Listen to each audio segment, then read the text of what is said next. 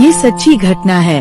उत्तर प्रदेश के मेरठ शहर की सौरभ की बेटी का जन्मदिन होता है तो वो लंदन से अपने घर आता है और वह अपने घर के दरवाजे पर दस्तक देता है। फिर सौरभ की बीबी घर का दरवाजा खोलती है। अरे सौरभ, आ गए तुम? अरे आता कैसे नहीं, आज मेरी बेटी का जन्मदिन जो है, कहाँ है मेरी लाडली बेटी। फिर सौरभ अपनी बेटी के पास जाता है।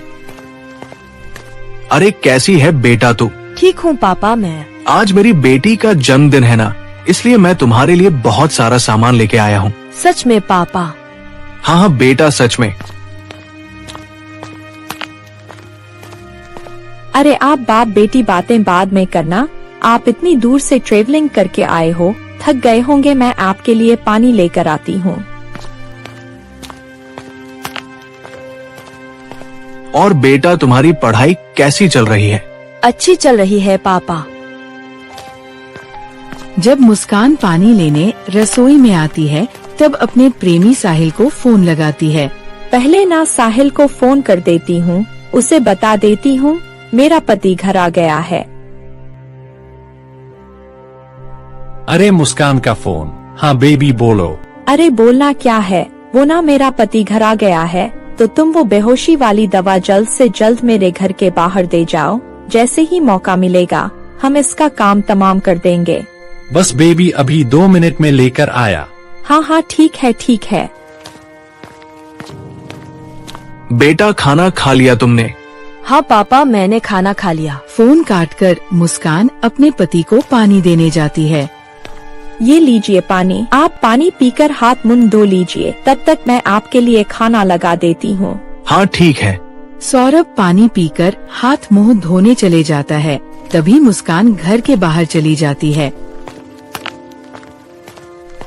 अपने प्रेमी साहिल को देखने। अरे कहाँ रह गया, आया नहीं अभी तक? मुस्कान को इंतजार करते थोड़ी देर हुई थी, तभी उसका प्रेमी साहिल आ जाता है। लो बेबी ले आया। अरे कहाँ रह गए थे तुम? पता है कब से इंतजार कर रही हूँ तुम्हारा, कितना समय लगा दिया तुमने। अरे यार क्या बताऊँ, कोई वैद्य बेहोशी की दवा देने के लिए तैयार ही नहीं था। बड़ी मुश्किल से बहानेबाजी करके लेके आया हूँ। हाँ ठीक है, मैं तुम्हें जैसे ही फोन करूँ तुम तुरंत आ जाना। हाँ हाँ मैं आ जाऊँगा, तुम फिक्र मत करो, मैं यही आसपास हूँ, तो तुम अपना काम करो जाके। हाँ। फिर मुस्कान घर के अंदर चली गई और इन दोनों को बात करते हुए इनका पड़ोसी देख लेता है। सौरभ को कितनी बार बोल दिया कि तुम्हारी बीवी किसी अनजान लड़के से मिलती है, और आज तो इस लड़के ने पता नहीं इसे क्या दिया है, ध्यान ही नहीं देता सौरभ। फिर मुस्कान खाने में नशे की दवा मिलाने लगती है। अरे यार इतनी कम दवा से उस दिन की तरह अगर यह बेहोश नहीं हुआ, हमारा तो सारा प्लान ही चौपट हो जाएगा। हाँ एक काम करती हूँ, यह पूरी दवाई इसमें डाल देती हूँ, फिर देखती हूँ यह कैसे बेहोश नहीं होता। फिर मुस्कान खाने में वो सभी दवा मिला देती है और खाने को लेकर अपने पति सौरभ के पास जाती है। बेटा तुम अंदर जाकर पढ़ाई करो, पापा को खाना खाने दो, पापा बहुत थके हुए हैं। ठीक है मम्मी। अरे वाह मुस्कान, मेरी पसंद की खीर। हाँ हाँ सब तुम्हारी पसंद का ही बनाया है मैंने। बहुत बहुत धन्यवाद मुस्कान, तुम मेरा कितना ख्याल रखती हो। भगवान तुम्हारे जैसी पत्नी हर इंसान को दे।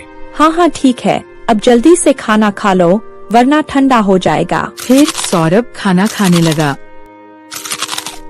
मुस्कान आ जाओ, तुम भी खा लो। मुस्कान हड़बड़ाते हुए बोली। अरे नहीं नहीं, मैंने तो खा लिया खाना। सौरभ फिर से खाना खाने लगा। मुस्कान गिलास में पानी लाती है और सौरभ से कहती है, यह लीजिए पानी। जैसे ही सौरभ अपना खाना खत्म करके पानी पीता है, उसे चक्कर आने लगते हैं।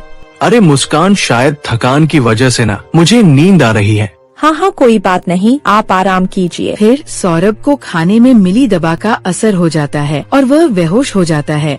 फिर मुस्कान खाने की थाली उठाकर रसोई में आ जाती है और कहती है, लो सौरभ तो हो गया बेहोश, अब जल्दी से ना साहिल को फोन करके बुला लेती हूँ। हेलो साहिल। हो गया काम? हाँ हो गया, तुम जल्दी से आ जाओ। अभी आया। आ जाओ जल्दी से। अरे बेहोश तो हो गया ना? हाँ हाँ हो गया, पर अब इसे मारे कैसे? वो इंतजाम मैंने कर लिया। ये लो खंजर और कर दो सीने के आर पार। अरे नहीं नहीं, ये मुझसे नहीं होगा, मुझे बहुत डर लगता है। अरे यार तुम भी, मैं तुम्हारे साथ हूँ, कुछ नहीं होने दूंगा, सब देख लूंगा। ये पकड़ो तुम। फिर वे दोनों मिलकर सौरभ का कत्ल कर देते हैं। जैसे ही वे कत्ल करते हैं तभी सौरभ की बेटी देख लेती है और उसकी चीख निकल जाती है। अरे अब क्या करें? अरे कुछ नहीं, मैं हूँ ना, मैं देखती हूँ। तभी उनका पड़ोसी भी चीख सुन लेता है और कहता है, अरे यह चीख कैसी?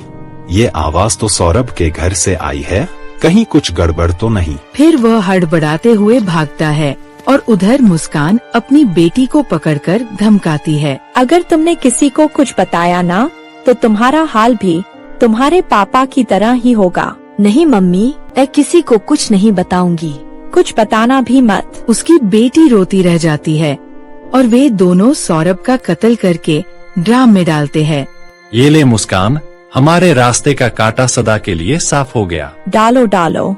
हम सदा के लिए आजाद हो गए। हाँ ये तो तुम सही कह रहे हो। हम एक काम करते हैं, बाजार से सीमेंट लाकर इसे पैक कर देते हैं ताकि मोहल्ले वालों को इसकी बदबू भी ना आए। हाँ चलो। जल्दी चलो।